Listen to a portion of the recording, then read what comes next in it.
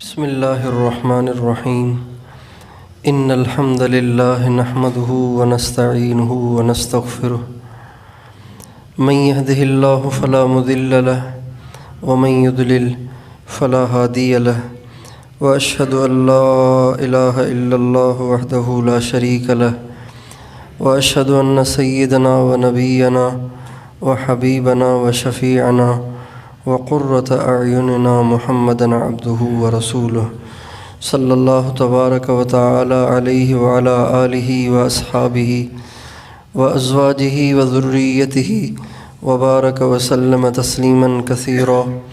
أما بعد فأعوذ بالله من الشيطان الرجيم. بسم الله الرحمن الرحيم. إن الله وملائكته يصلون على النبي يا أيها الذين آمنوا صلوا عليه وسلموا تسليما. وقال النبي صلى الله عليه وسلم من صلى علي واحدة صلى الله عليه عشرا.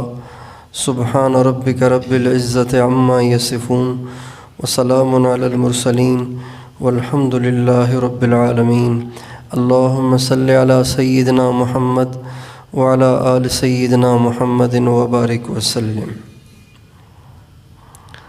میرے محترم بھائیو اور دوستو،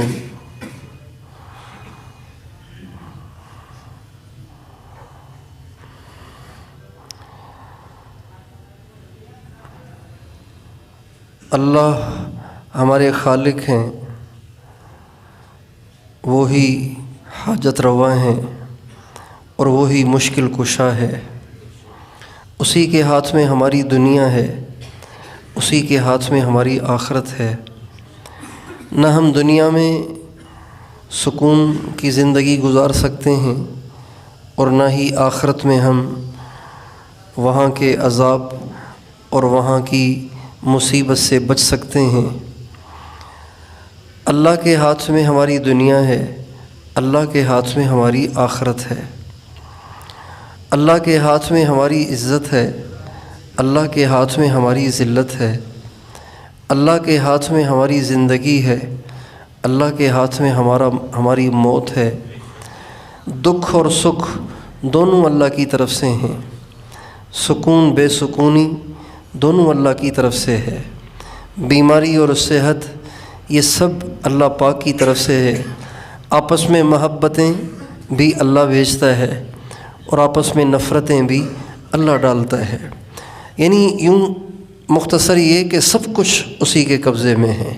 اس کے ارادے کے بغیر کوئی کھرب درختوں میں سے کسی ایک درخت کی ہزاروں ٹہنیوں میں سے کسی ایک ٹہنی سے ایک چھوٹا سا پتا بھی اس کے امر اس کی اجازت کے بغیر نہیں گرتا. اتنا بڑا طاقتور اللہ ہے، اتنا زبردست اس کا کنٹرول ہے، اتنا وسیع اس کا ملک ہے، اتنی وسیع اس کی طاقت ہے کہ اللہ اکبر. انسان کی عقل بہت چھوٹی ہے. وہ اللہ تعالیٰ کی قدرت اور اس کی کبریائی اور اس کے ملک کی وسعت کا اندازہ نہیں کر سکتے.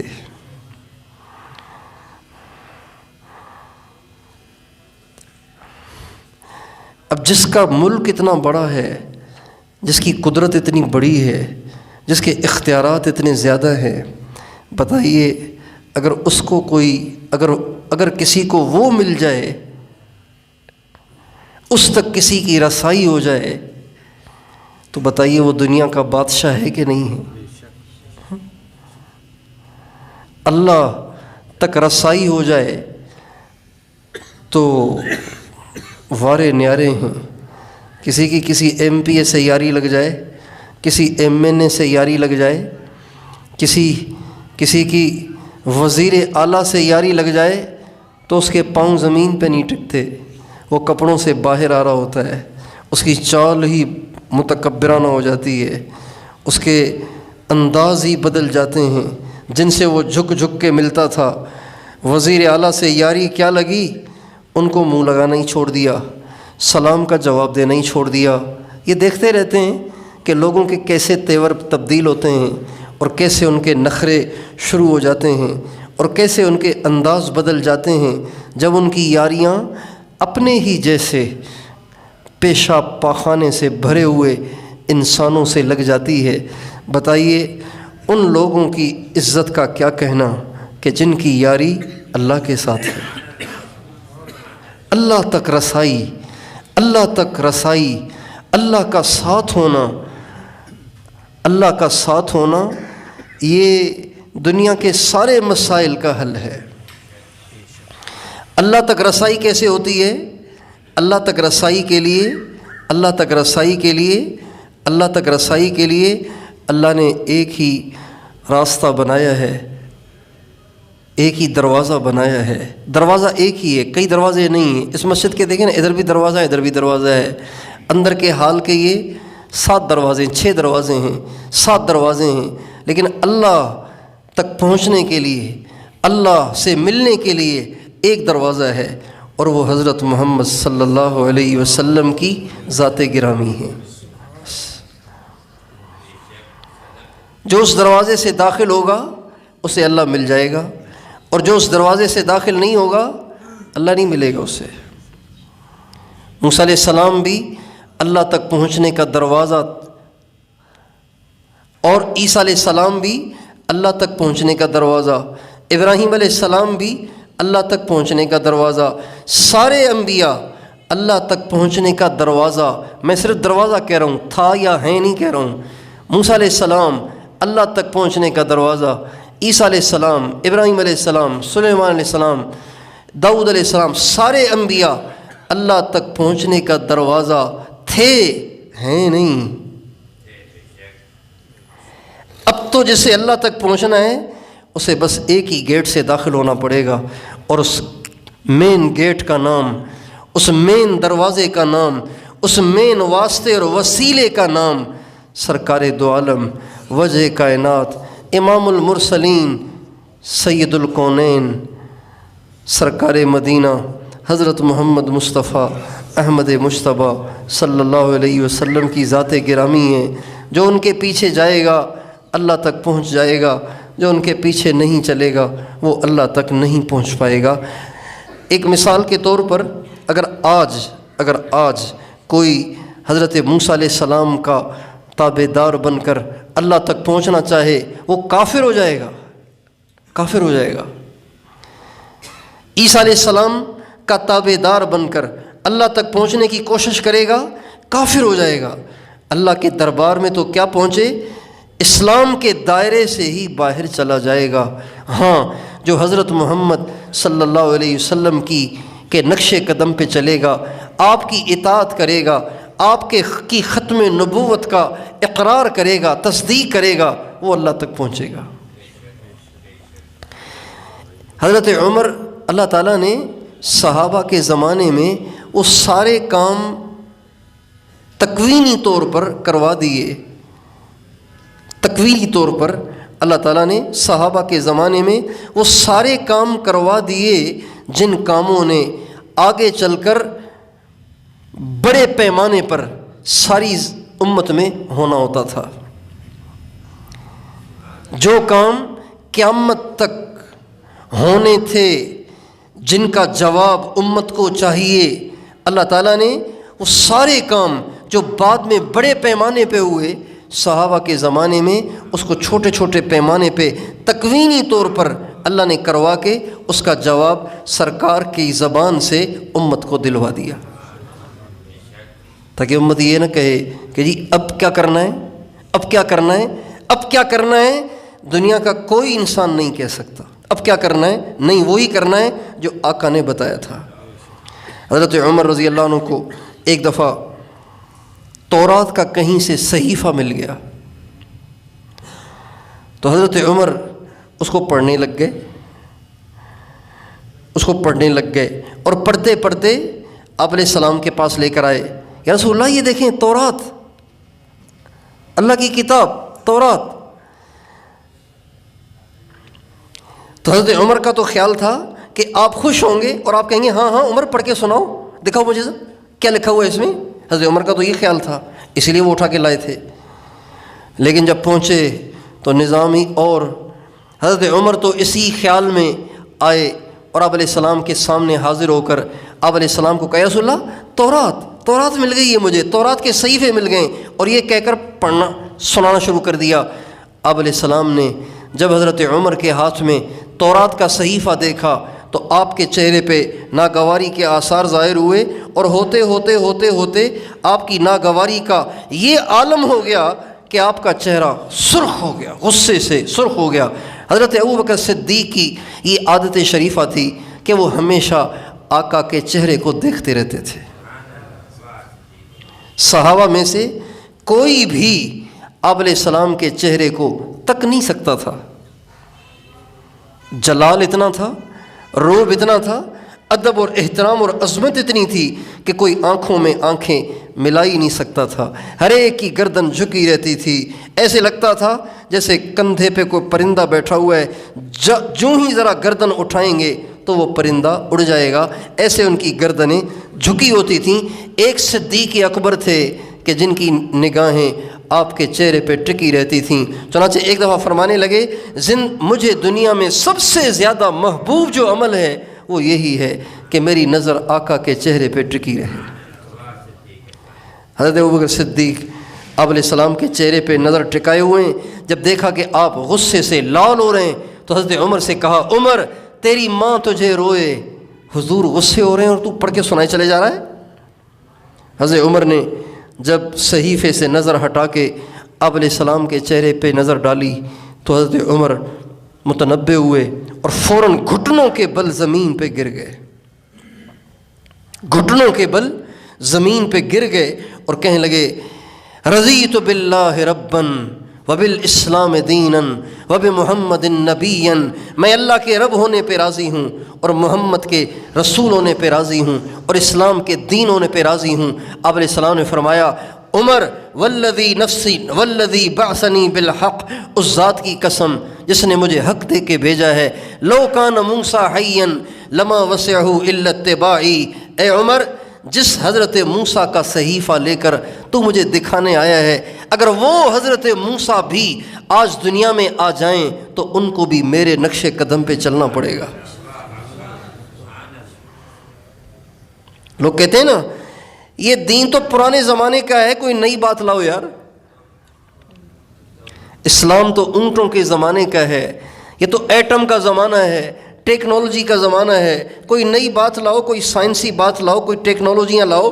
تم کیا پرانی نمازیں لیے پھر رہے ہو، زکوٰۃ لیے پھر رہے ہو، وہی پرانا تکرار کیے چلے جا رہے ہو۔ میرے دوستو، حضرت محمد صلی اللہ علیہ وسلم نے ایسے سارے عقل کے پرستاروں کی عقل کو صاف کر کے فرما دیا والذی بعثنی بالحق لو کان موسیٰ حیا لما وسعہ الا اتباعی۔ آج جن یہود اور نصارہ کی جوتیاں آج ہمارے حکمران چاٹ رہے ہیں، ہمارے پڑھے لکھے چاٹ رہے ہیں، اور اپنے آپ کو جن کا پیروکار سمجھتے ہیں، جن کا غلام سمجھتے ہیں، وہ جس کو نبی مانتے ہیں نا حضرت موسیٰ علیہ السلام، آپ فرماتے ہیں وہ بھی اگر دنیا میں آ جائیں تو میرے پیچھے چلے بغیر ان کا کام نہیں بنے گا، اللہ ان سے راضی نہیں ہوگا جب تک کہ وہ میرے پیچھے نہ چلیں۔ چنانچہ عیسیٰ علیہ السلام آخری زمانے میں آئیں گے۔ آخری زمانے سے مراد کوئی 100 سال کے بعد نہیں، 1000 سال کے بعد نہیں، ان قریب عیسیٰ علیہ السلام جب آسمان سے اتریں گے، دمشق کی جامع مسجد کے مشرقی مینارے پر جب آسمان سے 2 فرشتوں کے کندھوں پہ بازو رکھ کر اور اتریں گے، آ کے مینارے پہ اتریں گے، اور مینارے پہ اتر کے آواز لگائیں گے سیڑھی لاؤ، ان کے لیے سیڑھی لائی جائے گی۔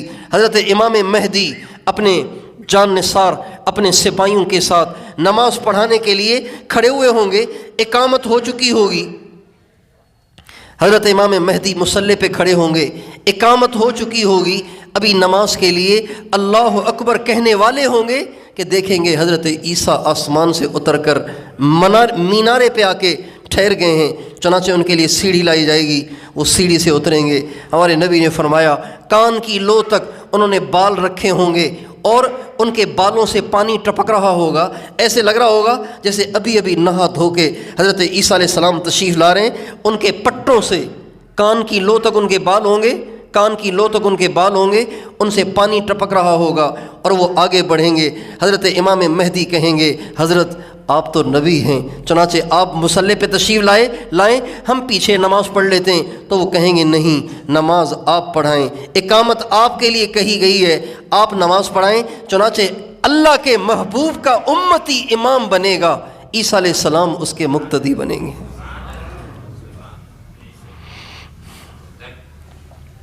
اور عیسیٰ علیہ السلام 40 برس اس دنیا میں زندہ رہیں گے، 40 برس، اس کے بعد مزید 73 سال کی عمر میں ان کا انتقال ہوگا۔ کتنے سال کی عمر میں؟ 33 سال تو ان کی اس وقت عمر ہے، 33 سال میں ان کو آسمان پہ اٹھایا گیا، 33 سال کی عمر میں ان کو آسمان پہ اٹھایا گیا۔ اس وقت وہ آسمان پر ہیں، اور آسمان پر جب آدمی آسمان پر چڑھ جاتا ہے تو وہاں کا نظام الاوقات یہاں والا نہیں ہے، وہاں کا ایک دن یہاں کے 1000 سال کے برابر ہے، لہٰذا 2000 برس بھی اگر وہ آسمان پہ گزار لیں عنقریب 2000 برس پورے ہونے والے ہیں۔ عیسیٰ علیہ السلام کے 2000 برس عنقریب پورے ہونے والے ہیں۔ اگر مثال کے طور پر وہ 2000 سال بھی گزار کے آئیں تو انہوں نے کتنے دن آسمان پہ گزارے؟ 2 دن۔ تو عمر تو نہیں بڑھی، 2 دن سے تو عمر نہیں بڑھتی۔ چنانچہ جب آسمان سے اتریں گے اس وقت بھی ان کی عمر 33 برس ہوگی، 40 برس مزید زندہ رہیں گے، 73 برس کی عمر میں ان کا انتقال ہوگا۔ اور پتہ ہے دفن کہاں ہوں گے؟ میرے آقا کے قدموں میں دفن ہوں گے۔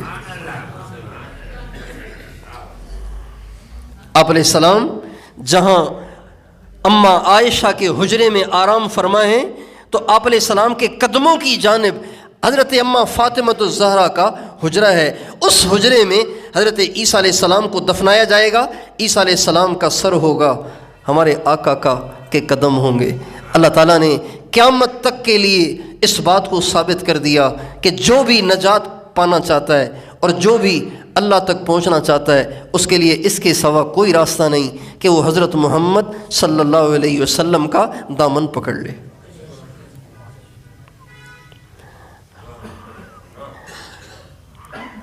آپ علیہ السلام کا دامن پکڑنے کا کیا مطلب ہے؟ آپ علیہ السلام کا دامن پکڑنے کا کیا مطلب ہے؟ آپ علیہ السلام کا دامن پکڑنے کا مطلب ایک تو یہ ہے کہ آپ کی اطاعت کی جائے، جن باتوں سے آپ نے منع فرمایا ان سے بچا جائے، جن باتوں کے کرنے کا حکم فرمایا اس کو کیا جائے، اور ہر چیز میں آپ کی نقل کی جائے۔ نقل کرتے ہیں نا لوگ، نقل کرتے ہیں، تو ہر چیز میں اپنے آقا کی نقل کی جائے، اپنے آقا کی نقل کی جائے، ہر چیز میں آقا کی نقل کی جائے۔ لوگ ایکٹروں کی نقل کرتے ہیں، لوگ سنگروں کی نقل کرتے ہیں، لوگ ڈانسروں کی نقل کرتے ہیں، لوگ کرکٹروں کی نقل کرتے ہیں، اور ہمارا جو دیندار طبقہ ہے وہ اپنے جو ان کے رول ماڈل بزرگ ہوتے ہیں ان کی نقل کرتے ہیں۔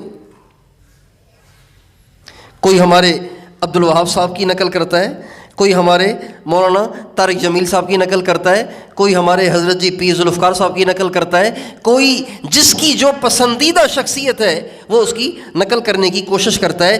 بالکل اسی طرح جیسے ہم اپنی پسندیدہ شخصیات کی نقل کرتے ہیں، ہمیں ہر بات میں حضرت محمد صلی اللہ علیہ وسلم کی نقل کرنی ہے۔ کھانے میں، پینے میں، اٹھنے میں، بیٹھنے میں، بولنے میں، چلنے میں، زندگی گزارنے میں، اجتماعی زندگی، انفرادی زندگی، گھریلو زندگی، باہر کی زندگی، ہر بات میں ہمیں اپنے آقا کی نقل کرنی ہے۔ یہ ہے دامن پکڑنے کا مطلب۔ اور حضرت محمد صلی اللہ علیہ وسلم سے محبت کا اظہار کرنا ہے، آپ علیہ السلام سے محبت کا اظہار کرنا ہے۔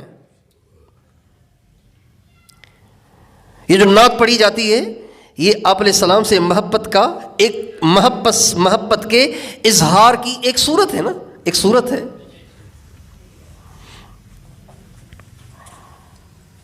آپ علیہ السلام سے محبت کا اظہار کیا جائے.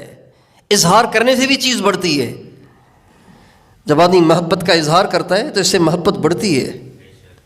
آپ علیہ السلام سے محبت کا اظہار کیا جائے، اللہ کے سامنے بھی، مخلوق کے سامنے بھی. اللہ کے سامنے بھی، مخلوق کے سامنے بھی. مخلوق کے سامنے محبت کا اظہار کیا ہے؟ مخلوق کے سامنے محبت کا اظہار یہ ہے کہ آپ سر سے لے کے پاؤں تک حضور کے طریقے میں ڈھل جائیں، حضور کے طریقے میں مزین ہو جائیں، اور جہاں بیٹھیں حضور کے تذکرے کریں. میرے نبی ایسے.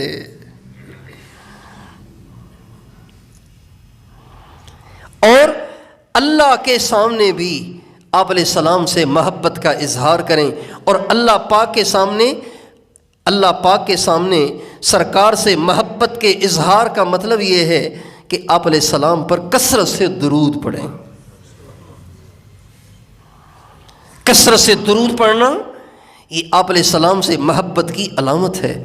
حضرت امام زین العابدین رحمۃ اللہ علیہ فرماتے ہیں، امام حسین کے فرزند ارجمن، وہ فرماتے ہیں نبی کریم صلی اللہ علیہ وسلم پر کثرت سے درود پڑھنا اہل السنت والجماعت میں سے ہونے کی علامت ہے.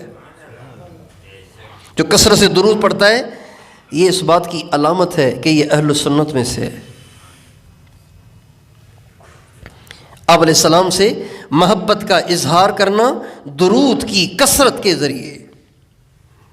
آپ علیہ السلام کا ارشاد ہے، کل قیامت کے دن سب سے زیادہ میرے قریب وہ ہوگا جو سب سے زیادہ مجھ پہ درود پڑھتا ہوگا. سب سے زیادہ میرے وہ قریب ہوگا جو سب سے زیادہ مجھ پہ درود پڑھتا ہوگا. چنانچہ مشائخ نے درود پاک کی کثرت میں کمال کے ریکارڈ قائم کیے ہیں. کمال کے ریکارڈ قائم کیے ہیں. درود کی کثرت میں عجیب و غریب ریکارڈ قائم کیے ہیں کہ آج کی عقل کی پرستار دنیا اس کا تصور بھی نہیں کر سکتی. ہمارے ایک بزرگ تھے حضرت مولانا طلحہ کاندھیلوی صاحب، ابھی قریب میں ان کا انتقال ہوا ہے. ان کا معمول تھا کہ روزانہ 40,000 مرتبہ درود پڑھتے تھے. کتنا درود پڑھتے تھے روزانہ؟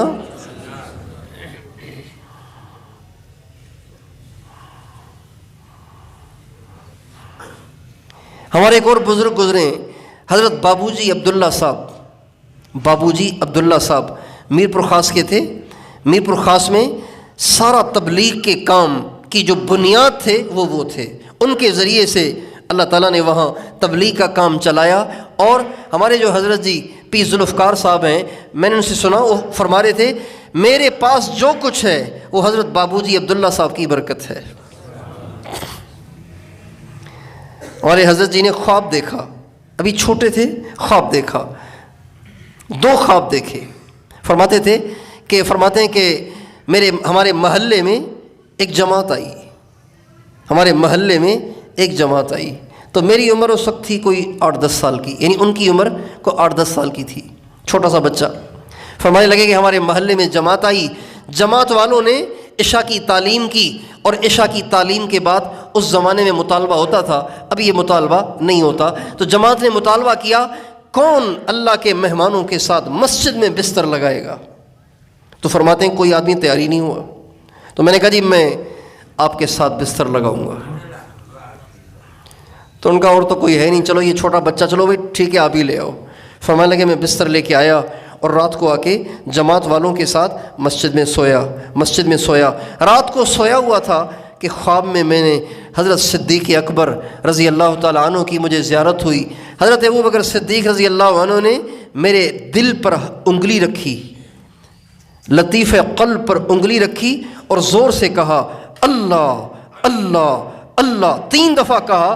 تو کہا اتنے زور سے کہا اور ان کے ضرب کا میرے دل پہ اتنا شدید اثر ہوا کہ ایسے جیسے دل میرا باہر آ جائے گا. اور میں ایک دم چونک کے اٹھا تو میرا دل پھڑک رہا تھا، ایسے جیسے سینے سے باہر آ جائے گا، اور سارا جسم ہل رہا تھا. میں چھوٹا تھا، میں پریشان ہو گیا. گھر آیا، میں نے آ کے اپنے سینے کو چادر سے کس کے باندھ دیا کہ کہیں میرا دل باہر نہ نکل جائے، اتنی شدت سے میرا دل ہل رہا تھا۔ ایک تو یہ خواب دیکھا، ایک خواب یہ دیکھا کہ میں حضرت ابوبکر صدیق کے ساتھ میدان جہاد میں ہوں اور کفار کے ساتھ جنگ اور جہاد کر رہا ہوں۔ یہ دو خواب دیکھے۔ فرماتے ہیں یہ میں نے دونوں خواب کسی کے توسط سے بابو جی عبداللہ صاحب کو لکھے۔ بابو جی عبداللہ صاحب نے لکھا کہ جس شخص نے، جس آدمی نے یہ خواب دیکھے ہیں اس کے لیے لازم ہے کہ کسی نقش بندی سلسلے کے بزرگ سے بیعت ہو جائے۔ اگر وہ کسی نقش بندی سلسلے کے بزرگ سے بیعت نہ ہوا تو اس کے ایمان کا خطرہ ہے۔ چنانچہ فرماتے ہیں بابو جی عبداللہ صاحب کے فرمانے پر پھر میں ایک نقش بندی سلسلے کے بزرگ حضرت سید زوار حسین شاہ صاحب رحمۃ اللہ علیہ سے بیعت ہوا۔ بابو جی عبداللہ صاحب کا معمول تھا کہ روزانہ 24,000 مرتبہ درود شریف پڑھتے تھے۔ کتنی مرتبہ؟ 24,000 مرتبہ۔ اور فرماتے تھے 24,000 مرتبہ درود پاک پڑھنے کی برکت ہے کہ جب چاہتا ہوں حضور کی زیارت کر لیتا ہوں۔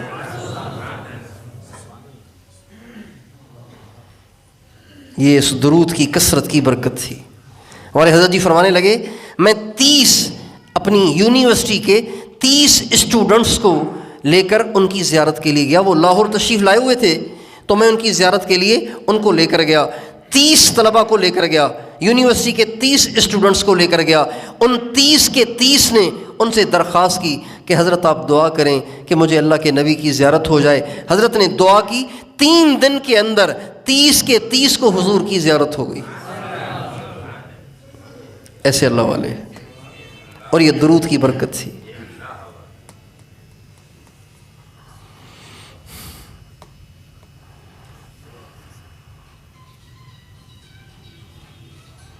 یہ درود کی کثرت اللہ کا بڑا انعام ہے۔ ہمارے حاجی صاحب عبدالوہاب صاحب بہت درود پڑھتے تھے۔ بعض مشائخ 10-10 ہزار دفعہ پڑھتے تھے روزانہ، بعض 4-4 ہزار پڑھتے تھے۔ ایسے تو اب بھی بہت سارے ہیں جو 4,000 روزانہ درود پڑھتے ہیں۔ حضرت ابی بن کعب رضی اللہ عنہ ہمارے نبی کے ایک صحابی ہیں، آپ علیہ السلام سے کہا یا رسول اللہ میں نے دعا کے لیے ایک وقت مقرر کیا ہے دعا کے لیے، تو میں چاہتا ہوں کہ اس میں سے کچھ حصہ درود پڑھوں، باقی وقت دعا کروں اور دوسرے وظائف پڑھوں، دوسرے اعمال کروں۔ تو آپ مجھے فرمائیں کہ میں کتنی دیر درود پڑھوں، کتنی دیر باقی اعمال کروں۔ آپ نے فرمایا تو کتنا پڑھنا چاہتا ہے؟ کہا جی میرا خیال ہے کہ میں چوتھائی حصہ، اگر 4 گھنٹے مقرر کیے تو 1 گھنٹہ درود، 3 گھنٹے باقی اعمال، مثال کے طور پر چوتھائی حصہ درود، باقی حصہ باقی اعمال۔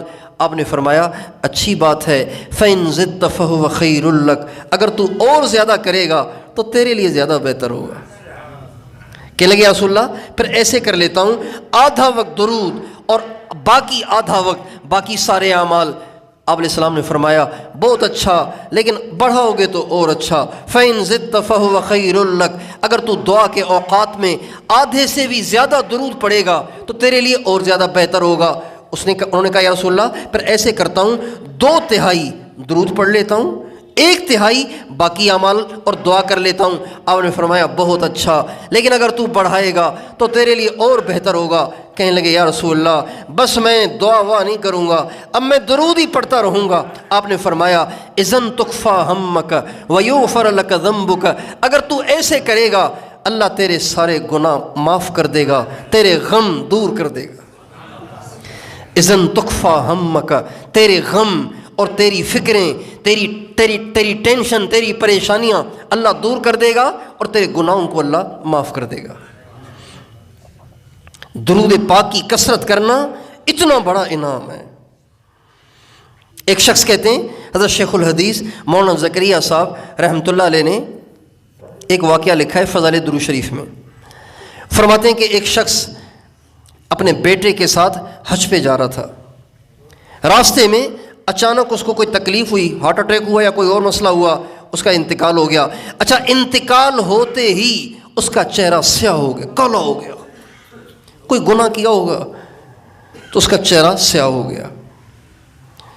کہنے لگے کہ میں بہت، ان کا جو بیٹا ہے کہتے ہیں میں بہت پریشان ہوا کہ میرے والد صاحب کی کیا شکل بن گئی، کوئی دیکھے گا کیا کہے گا۔ تو فوراً میں نے اپنے والد صاحب کے چہرے پہ کپڑا ڈال دیا، کہیں کوئی دیکھ نہ لے، اور کوئی دیکھے گا تو کیا کہے گا۔ اور وہاں بیٹھ کے اپنے باپ کی لاش پہ بیٹھ کے میں روتا رہا، اللہ سے مانگتا رہا، یا اللہ میرے باپ کو معاف کر دے اور آخرت کے مرحلے اس کے لیے آسان کر دے۔ کہنے لگے روتے روتے میری آنکھ لگ گئی تو کیا دیکھتا ہوں، ایک نورانی چہرہ اچانک نمودار ہوا۔ میرے باپ کے چہرے سے چادر کو ہٹایا اور اپنا مبارک ہاتھ میرے باپ کے چہرے پہ پھیرا۔ جو ہی ہاتھ پھیرا تو میرے باپ کا چہرہ 14ویں کے چاند کی طرح چمکنے لگ گیا اور یہ ہاتھ پھیر کے وہ جانے لگے۔ کہنے لگے جب وہ جانے لگے تو میں نے انہیں اللہ کا واسطہ دیا اور میں نے کہا اللہ کے واسطے بتاتے تو جاؤ کہ آپ کون ہیں جنہوں نے میری اس مصیبت میں مدد کی اور میرے باپ کے چہرے کو روشن کر دیا۔ تو فرمانے لگے تو مجھے نہیں جانتا، میں تیرا نبی محمد ہوں، میں تیرا نبی محمد ہوں۔ تیرا باپ بہت گنہگار تھا لیکن مجھ پہ درود کی کثرت کرتا تھا، لہٰذا جب اس کے مرنے کا وقت آیا اور اس پہ مصیبت آئی، اللہ نے مجھے بھیجا اور اللہ کے حکم سے میں نے ان کے چہرے کو روشن کر دیا۔ درود کی کثرت اتنا بڑا انعام ہے، اتنی بڑی نعمت ہے۔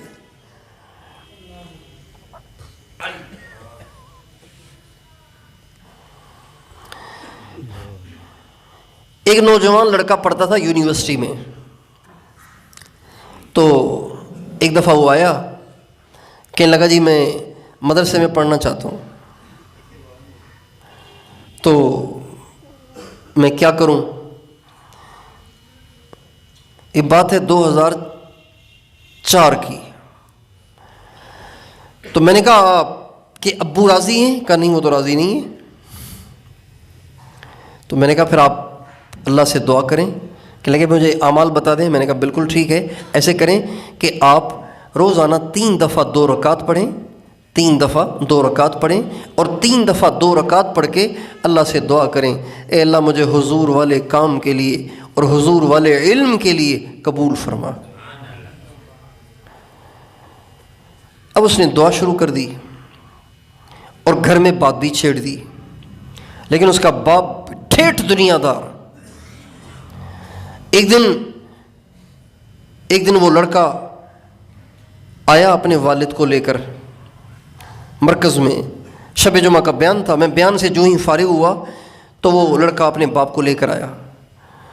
اس کے باپ نے کہا میں آپ سے ملنا چاہتا ہوں۔ میں نے کہا بہت اچھا، تشریف لائیے۔ ان کو میں جگہ پہ لے کر گیا، کہنے لگا کہ جو میرا بیٹا ہے یہ کہہ رہا ہے میں مدرسے میں پڑھنا چاہتا ہوں، کیا دین دنیا کو کٹھے نہیں لے کر چلنا ہے؟ سارے کام چھوڑ چھاڑ کے جا کے مدرسے میں بیٹھ جائیں، یہ کون سا دین ہے؟ تو میں نے کہا میں نے ان پہ زبردستی تو کی نہیں ہے، انہوں نے کہا پڑھنا ہے تو میں نے ان کو اعمال بتا دیے، آپ کا بیٹا ہے آپ نہیں پڑھانا چاہتے نہ پڑھائیں، ہماری کوئی زبردستی نہیں ہے۔ تو وہ غصے میں اٹھ کے وہاں سے چلا گیا۔ جب وہ اٹھ کے جانے لگا تو میں نے اس کے بیٹے سے اشارہ کیا، میں نے کہا تم والد صاحب کو رخصت کر کے مل لینا۔ تو وہ لڑکا دوبارہ آیا، والد صاحب کو رخصت کر کے دوبارہ آیا۔ میں نے کہا آپ ایسے کریں 500 دفعہ درود شریف پڑھیں۔ کتنی دفعہ؟ 500 دفعہ درود پڑھیں اور یہ دعا کریں اے اللہ اس درود کی برکت سے میرے باپ کے دل کو نرم فرما، اور اس درود کا اجر آپ اپنے والد صاحب کو ہدیہ کر دیں۔ یہ ہے شب جمعہ۔ جمعے کے دن صبح 9 بجے کے قریب 9-10 بجے کے قریب میں لیٹا ہوا تھا اپنی جگہ پر، تو اس کا والد آیا۔ میں نے کہا لو دوبارہ کلاس لینے آ رہا ہوگا، پتہ نہیں کیا کہنے آ رہا ہے۔ میں اٹھ کے بیٹھ گیا کہ اس کا اکرام کروں، ذرا اس کو نرم کروں۔ جب وہ بیٹھا تو کہنے لگا میں اپنے بیٹے کو مدرسے میں ڈالنا چاہتا ہوں، آپ مجھے کسی مدرسے کی پرچی بنا کر دے دیں تاکہ میں اپنے بیٹے کو بھیج دوں۔ یہ درود کی برکت ہے۔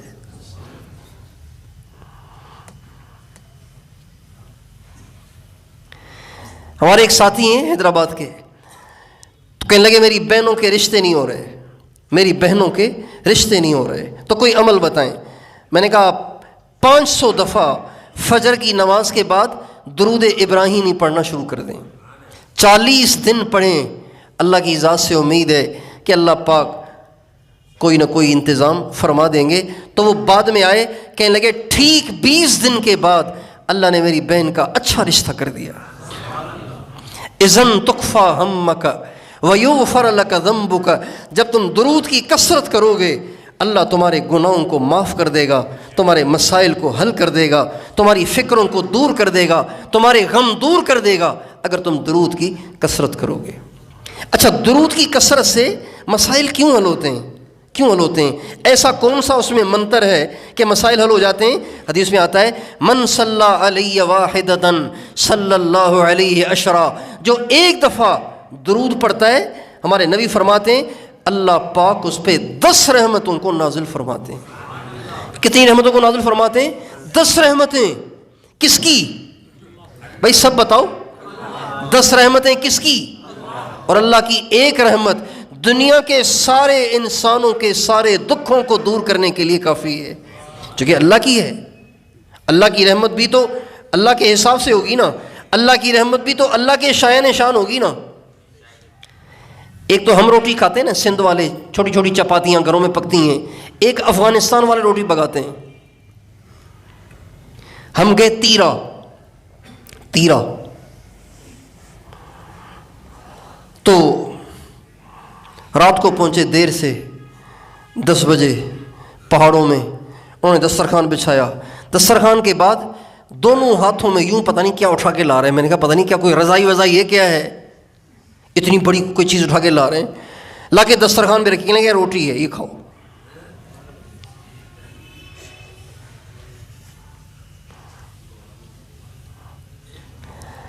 تو ہمارے میدے چھوٹے چھوٹے تو روٹیاں بھی چھوٹی چھوٹی۔ سندھیوں کے میدے کیا ہیں؟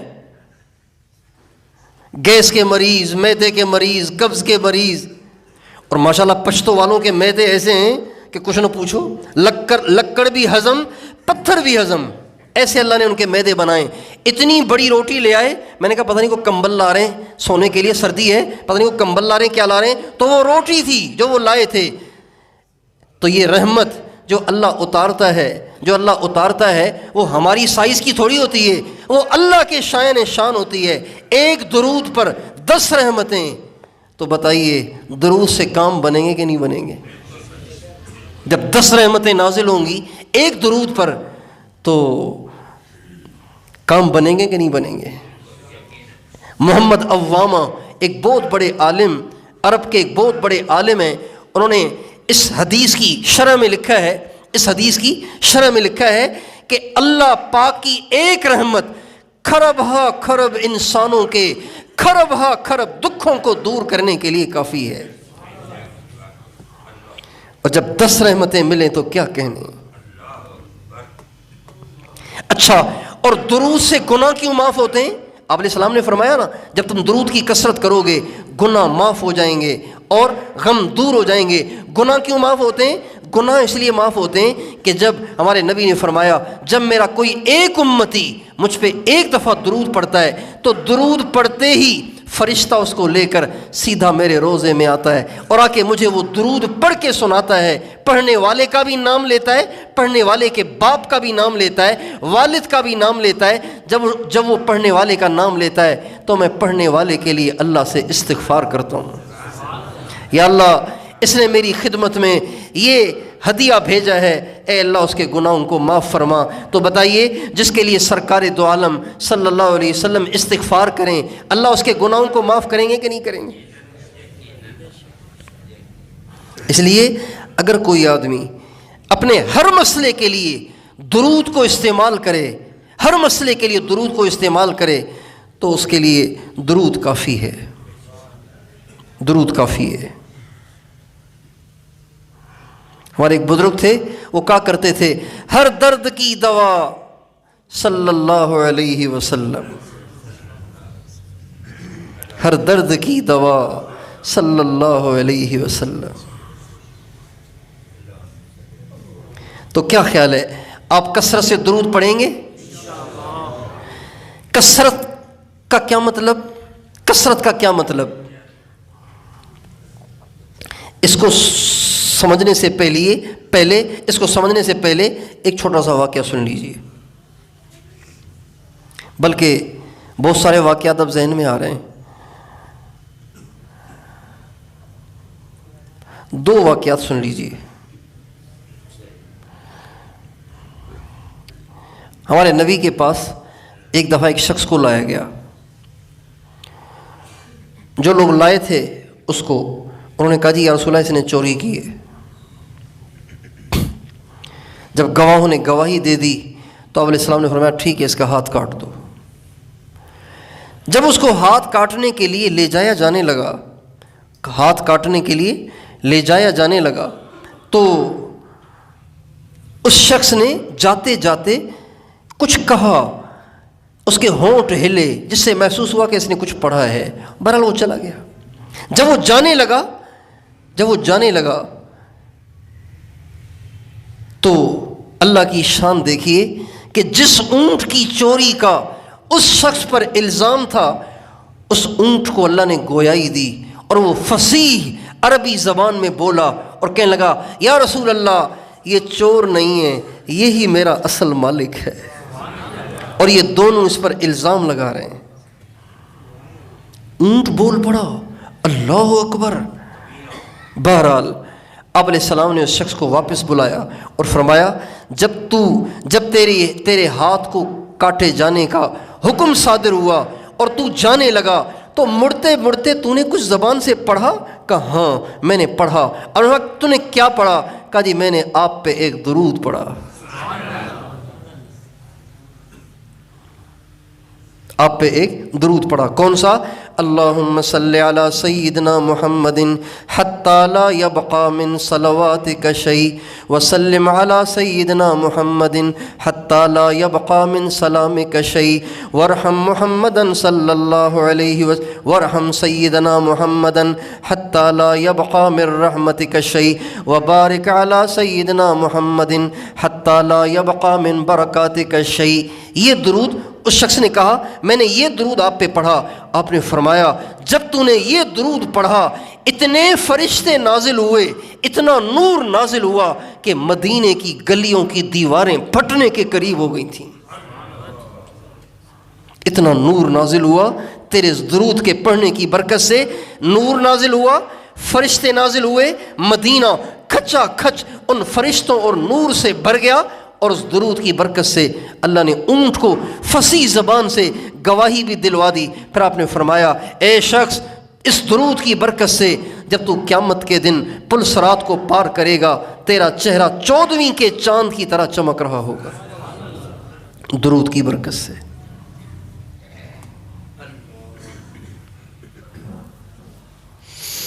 کہتے ہیں ایک شخص ہمارے نبی کی خدمت میں ایک دفعہ آیا اور جب وہ آیا تو آپ علیہ السلام نے اس کو قریب بلایا اور حضرت ابوبکر صدیق اور اپنے درمیان بٹھا لیا، حالانکہ ایسے پہلے کبھی بھی نہیں ہوتا تھا۔ آپ علیہ السلام اور حضرت ابوبکر صدیق کے درمیان میں کبھی بھی کوئی بھی نہیں بیٹھتا تھا اور آپ علیہ السلام کسی کو نہیں بٹھاتے تھے، لیکن وہ شخص جب آیا تو آپ نے اس کو درمیان میں بٹھا لیا۔ حضرت ابوبکر صدیق نے پوچھا یا رسول اللہ پہلے تو آپ مجھے ہٹا کر کسی اور کو پاس نہیں بٹھاتے، آج آپ نے ہم دونوں کے درمیان ایک اور کو بٹھا دیا، تو اس کی کیا وجہ ہے؟ آپ نے فرمایا یہ روزانہ مجھ پر ان الفاظ کے ساتھ درود پڑھتا ہے اللہم صلی علی سیدنا محمد کما تحب و ترضی لہ۔ کتنا چھوٹا سا درود ہے، چھوٹا سا ہے نا، اللہم صلی علی سیدنا محمد کما تحب و ترضی لہ۔ آپ علیہ السلام نے فرمایا ان الفاظ کے ساتھ روزانہ یہ مجھ پہ درود پڑھتا ہے، اس لیے مجھے یہ بہت پیارا ہے۔ تو اس لیے میں اور آپ درود پاک کی کثرت کی نیت کریں، اپنے بچوں اپنی عورتوں کو درود میں لگا دیں، درود میں لگا دیں۔ اور حضرت شیخ الحدیث مولانا محمد زکریا صاحب رحمۃ اللہ علیہ مجلس سے درود کی بہت تاکید فرماتے تھے، اور ہم نے تجربہ بھی کیا ہے کہ بڑے بڑے مسئلے اللہ تعالیٰ نے گھروں کے حل کر دیے درود پاک کی مجلس کی برکت سے۔ اور درود پاک کی مجلس سے مراد یہ ہے کہ صرف گھر کے افراد آپس میں جمع ہوں، 24 گھنٹے میں کوئی بھی ٹائم مقرر کر لیں، ایک وقت میں جمع ہوں، گٹلیوں یا پتھریوں کو بیچ میں بچھا لیں، پھیلا دیں، اور سارا گھر بیٹھ کے آدھا گھنٹہ، پون گھنٹہ، 1 گھنٹہ درود پاک پڑھے، اور اس کے بعد ہاتھ اٹھا کے اپنی پریشانیوں کی اللہ سے دعا کریں۔ یقین جانیے آپ اس کو تجربہ کر کے دیکھیں، اللہ آپ کی بڑی سے بڑی پریشانی کو اس کی برکت سے دور کر دے گا۔ اس کو کہتے ہیں درود شریف کی مجلس۔ اور حضرت شیخ ان مجالس کو مسجد میں بھی قائم کرنے کی تاکید فرماتے تھے۔ اپنی مسجد میں کوئی وقت مقرر کر لیں، سارے نمازی آپس میں بیٹھ کے درود پڑھیں، اس کے بعد آخر میں دعا کریں۔ ایک ساتھی نے کہا ہمارے گھر میں بڑے بڑے مسائل ہیں، کسی کو کسی کی شکل اچھی نہیں لگتی، ہر ایک دوسرے سے بیزار نظر آتا ہے، کیا کرنا چاہیے؟ میں نے ان کو یہ مشورہ دیا کہ آپ اپنے سارے گھر والوں کو جمع کریں، روزانہ کچھ دیر بیٹھ کے درود شریف پڑھیں۔ چند دن انہوں نے اس کا اہتمام کیا، بعد میں بتانے لگے اللہ کا شکر ہے ساری نفرتیں ختم ہو گئی، محبتیں پیدا ہو گئیں درود پاک کی برکت سے۔ درود پاک کی کثرت کیسے کہتے ہیں؟ درود پاک کی کثرت کیسے کہتے ہیں؟ اس میں علماء کے مختلف اقوال ہیں، مختلف اقوال ہیں۔ بعض علماء فرماتے ہیں کہ کثرت کا مطلب یہ ہے، کثرت کا مطلب یہ ہے کہ 1000 دفعہ صبح، 1000 دفعہ شام درود پاک پڑھا جائے۔ اور مشکل نہیں ہے، اگر کوئی پڑھنا چاہے تو بہت آسان ہے۔ اس کا طریقہ میں عرض کر دیتا ہوں۔ میں نے اسٹاپ واچ پر نوٹ کیا کہ 1000 دفعہ پڑھنے میں کتنی دیر لگتی ہے، تو اسٹاپ واچ پہ اندازہ لگایا کہ 18 منٹ میں میں نے 1000 دفعہ درود پڑھ لیا۔ 18 منٹ میں نے پڑھ لیا۔ کوئی آہستہ پڑھے گا تو 20 منٹ لگیں گے، اسے 22 منٹ لگیں گے، اسے اس سے زیادہ نہیں لگیں گے۔ اور جو درود میں نے پڑھا وہ میں آپ کو سناتا ہوں۔ صلی اللہ علی حبیبہ محمد و آلہ وسلم، صلی اللہ علی حبیبہ محمد و آلہ وسلم، صلی اللہ علی حبیبہ محمد و آلہ وسلم، صلی اللہ علی حبیبہ محمد و آلہ وسلم۔ 1000 دفعہ 18 منٹ میں، زیادہ سے زیادہ 20 منٹ میں۔ صبح شام 18 منٹ ہم نہیں نکال سکتے، 20 منٹ ہم نہیں نکال سکتے۔ 1000 درود صبح جائے گا، 1000 سلام حضور کے واپس آئیں گے، 1000 دفعہ صبح کو درود جائے گا، 1000 دفعہ حضور کی دعا آئے گی۔ کتنی دفعہ؟ 1000 دفعہ۔ ایسے ہی شام کو تو وارے نیارے نہیں ہو جائیں گے۔ بعض علماء یہ کہتے ہیں، بعض علماء کہتے ہیں 24 گھنٹے میں ایک دفعہ 1000 دفعہ درود پڑھنا یہ کثرت میں شمار ہوتا ہے۔ اور بعض فرماتے ہیں کہ 350 دفعہ صبح، 350 دفعہ شام اگر کوئی پڑھے تو یہ کثرت میں شمار ہوتا ہے۔ اور ابو طالب مکی رحمۃ اللہ علیہ نے آخری قول یہ نقل کیا ہے کہ کم سے کم کثرت کی مقدار یہ ہے کہ روزانہ 300 دفعہ درود پڑھ لیا جائے، کم از کم۔ اس سے کم کو کثرت نہیں کہیں گے، اس سے کم کو کثرت نہیں کہیں گے۔ تو کیا خیال ہے آپ سارے انشاءاللہ درود پاک کی کثرت شروع کریں گے انشاءاللہ؟ شروع کریں گے انشاءاللہ؟ ہاں۔ اگر تسبیح پڑھنا مشکل لگے تو کاؤنٹر لے لو، کاؤنٹر۔ بڑی تعداد کو محفوظ کرنے کے لیے کاؤنٹر پہ ذرا آسانی ہوتی ہے۔ تسبیح پہ آپ پڑھ رہے ہیں، بیچ میں کسی سے بات کرنی پڑ گئی یا کسی سے ہاتھ میں لانا پڑ گیا اور وہ تسبیح چھوٹ گئی تو پتہ ہی نہیں چلے گا آپ کہاں تک پہنچے تھے۔ کاؤنٹر میں تعداد محفوظ ہو جاتی ہے۔ تو یہ میں نے چند اقوال آپ کے سامنے رکھے ہیں، سنیے۔ 1000 دفعہ صبح، 1000 دفعہ شام، 1000 دفعہ روزانہ، 1000 دفعہ روزانہ پڑھنے کے بہت سارے فوائد مشائخ نے لکھے ہیں۔ حدیث میں آتا ہے من صلی علی کل یوم 1000 مرۃ لم یمت حتی یری مقعدہ من الجنہ، جو روزانہ 1000 مرتبہ درود پڑھے گا تب تک نہیں مرے گا جب تک جنت کو آنکھوں سے جیتے جی نہ دیکھ لے۔ مرنے سے پہلے جب تک جنت کو نہیں دیکھے گا، اپنی جنت جو جنت میں اس کا ٹھکانہ ہے، جب تک وہ نہیں دیکھے گا تب تک اللہ اس کو موت ہی نہیں دیں گے۔ 1000 دفعہ روزانہ درود شریف پڑھے تو 1000 دفعہ پڑھنے میں 18-20 منٹ۔ تو ایک کول 1000 دفعہ صبح 1000 دفعہ شام، دوسرا 1000 دفعہ، تیسرا 700 دفعہ 700 دفعہ شام، چوتھا 350 صبح 350 شام، پانچواں کم از کم 300 دفعہ۔ تو آپ میں سے جس کو جو سوٹ کرے، جو جس کی استعداد رکھتا ہو، اس کو شروع کر لیں، اور اپنے گھروں میں بھی درود شریف کی محفل قائم کرنے کی نیت کریں۔ تیار ہیں انشاءاللہ؟ اللہ تعالیٰ مجھے بھی آپ کو بھی سرکار سے سچی محبت عطا فرمائے، اور ان کے نقش قدم پر چلنے کی توفیق عطا فرمائے، ہر سنت کو اپنانے کی اور کثرت سے آپ پر درود پڑھنے کی اور آپ کی سنت پر اوروں کو لانے کی توفیق عطا فرمائے۔ وآخر دعوانا ان الحمد للہ رب العالمین۔